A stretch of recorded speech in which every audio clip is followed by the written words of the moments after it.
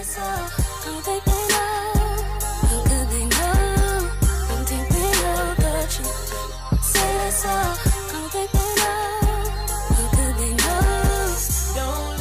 is up, YouTube? So we are 2 days away from the unveiling at Geneva of the, I'm going to call it Mach 5 Supra. I have a little video that I'm going to show that I found, kind of showing a little bit of the car. We definitely know it's going to be the race car, probably GT3 or GT4 spec class. So we don't really know exactly when the production model will be fully released, but we're anticipating probably the New York Auto Show, maybe.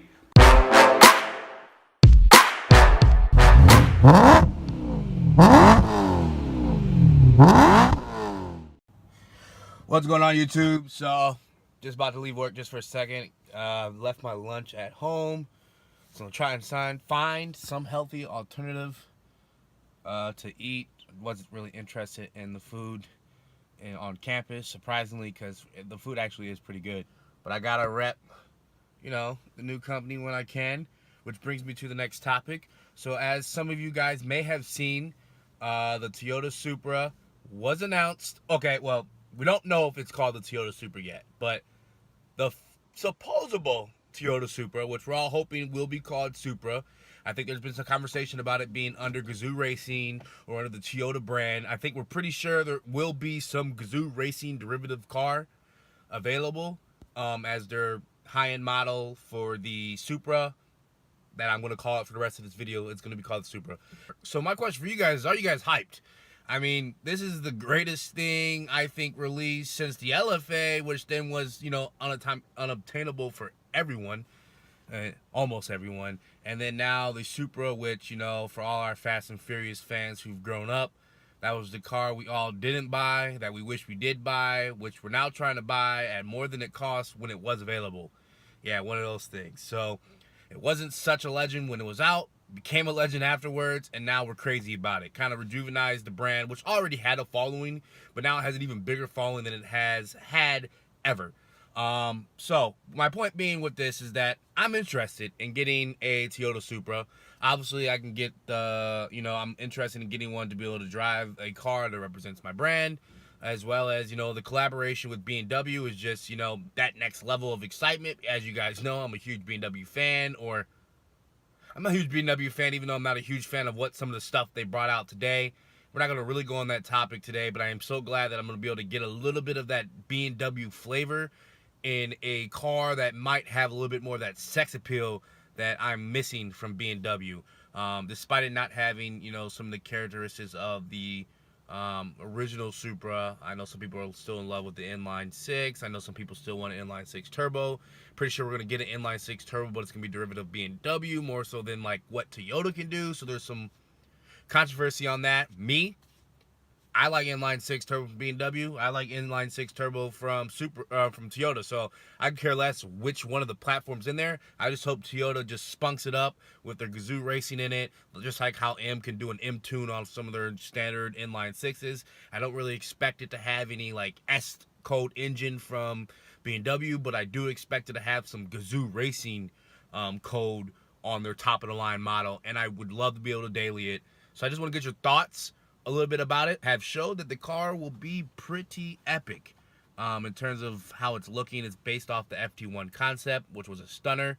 I know it's not quite the traditional Toyota Supra, but I think it will have a flavor of bringing back what Supra is really about in the brand and setting itself forward as the flagship car and flagship sports car for that matter for Toyota, if it does continue to hold on to the emblem name of Toyota Supra. So I know I'm rambling at this point, but check out some of the pictures. I mean, it looks stunning, and I can't wait to see how close it resembles the look of the FT1 when it is released.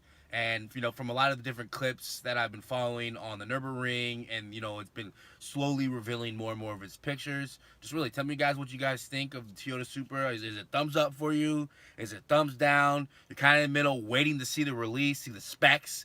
Hopefully it has close to 400 horsepower and one of the derivatives. I know people are still going crazy about no manual. I don't give a F. I don't have a manual car. I drive dual clutch. I'm not a huge fan of ZF Auto, but I'm not going to cry myself to sleep that it doesn't have a manual. So that's my 2 cents on that. Obviously, I don't care how the transmission comes as long as it's a good transmission. It doesn't put a letdown on the rest of the car like Mercedes-Benz has been known for in some of their previous gen AMGs. So as you guys can see in the video, the car that they're setting up for the Geneva Auto Show on March 6th does indeed look surprisingly similar to the pictures that was released about a week or so ago, basically kind of explaining what the car is supposed to look like, what kind of performance it's supposed to have, which is kind of ironic considering that this was dropped, right after the announcement and right before the unveiling as like a little teaser. And that it is surprisingly showing some elements of the car that a lot of the previous concept mock-ups didn't illustrate, that we definitely know from what we've seen in most recent spy shots of the car are definitely present on the car. So, tell me what you guys think, at least in the similarity between the race car, kind of what you're seeing, and the concept here. So analyzing a couple more of the magazine shots, you can definitely see this may be a car that took a lot of cues from the concept car and really tried to get it into the production vehicle. Looking at both the FT1 here at this angle and then the magazine shot of the supposable look of the Mach 5 Supra, which does look indeed very similar to some more of the release photos we've seen, such as the diffuser that we're seeing in this production vehicle shot here, or mock-up on the magazine. We've seen some shots now that have revealed that indeed is the same type of design that's available, which is ironic because I guess none of this has been seen. We haven't seen this much detail until after they unveiled this magazine cover here. Obviously no integrated exhaust, but I mean there's a lot of cues here, such as the integrated spoiler, that the duckbill spoiler, the wide hip nature, the inlets in the rear door panel. It's the LED lights that we're seeing up front. The nose is definitely different, probably due to crash requirements or necessary air filtered into the radiator and things of that nature. But it's surprisingly a concept car that is looking very close to showing that the production car is going to be close to that. Shots kind of showing it in camouflage that the car definitely does look small, but definitely bigger than the Scion FRS. I know a lot of people were disappointed in the FRS due to the partnership with Subaru, but also the concept car, people will argue, was definitely a lot better looking than what they actually got. I still think the FT86 is a beautiful car.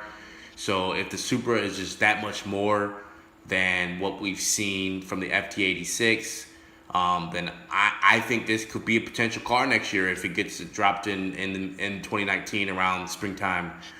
But do you also think there's going to be carbon fiber in this vehicle? Carbon fiber exterior components, carbon fiber in the chassis, taking some of that architectural carbon fiber architect that we've seen in the i8, i3, and the new M5. I think part of this partnership is really about utilizing each other's greatest engineering expertise advancements. BMW is definitely known for their handling, their carbon fiber use in their vehicles, and I think Toyota is a little bit lacking in that regard. I'm not saying they can't do it, but we've seen what they could do with the LFA. We've seen what they could do with the LFA Nürburgring edition, but we saw what it took to pay for all that. I think this joint venture allows them to be able to take a lot of that BMW inspired, known and true handling and driving emotion and Toyotafying it. But I also think BMW is definitely interested in our hybrid technology. And maybe that's sort of, the reason for this joint venture. I know a lot of people have been saying that there might be a hybrid version with the inline turbo in one of the Grimm racing models, which, Grimm is definitely the Gazoo Racing Meisters of Nürburgring edition, which we don't really know anything about. I think we're pretty confident it's going to be the the B Series inline 6 turbo, which I think is replacing a lot of the N55, which we know is going to be a powerful motor. I know it's lacking in power out the gate. People are thinking that this is going to be some 500-600 horsepower car, and I don't think it's going to be that. I'll be shocked. I'm ready to be surprised if it will be a weapon of that nature.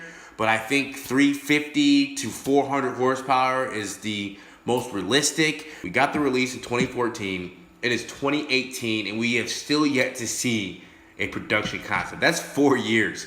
Granted, probably when they did the FT1, there was nothing green lighted yet, but still, that's been a long time. But anyways, with that, one thing we're still left uncertain about is the interior. As you can see from the FT1 interior shots here, it's definitely a cockpit fighter jet inspired interior. Definitely nothing we've seen from Toyota interior up until this point in terms of the design elements and cues. A lot of the carbon fiber they're using, the push button start on the steering wheel. I'm curious to know how much of this is going to be Toyota influenced, or as we know, the partnership with BMW, and what we've seen in a lot of spy shots yet, which, you know, interior is one of the last things that's critical, is it's been surprisingly German in character.